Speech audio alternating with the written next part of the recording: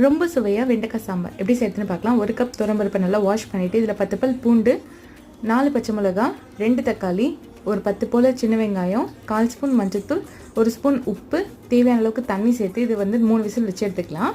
இது இப்போ கரண்டியாலே ஜஸ்ட் லைட்டாக மிக்ஸ் பண்ணிக்கலாம் இந்த மாதிரி. இப்போ கடாயில் கொஞ்சமாக எண்ணெய் சேர்த்து 1/2 ஸ்பூன் கடுகு, 1/2 ஸ்பூன் சீரகம், 2 காஞ்ச மிளகாய், கொஞ்சமாக கருவேப்பிலை, ஒரு 10 போல் சின்ன வெங்காயம் சேர்த்து நல்லா வதக்கிக்கலாம். இப்போ வெங்காயம் வதங்கினதும் கட் பண்ணி வச்ச வெண்டைக்காவையும் சேர்த்து நல்லா வதக்கிக்கலாம். வெண்டைக்காவை எண்ணெயிலே ஒரு 5 நிமிஷம் வதக்கிக்கலாம். இதோடவே கொஞ்சமாக கல் உப்பு சேர்த்துக்கோங்க.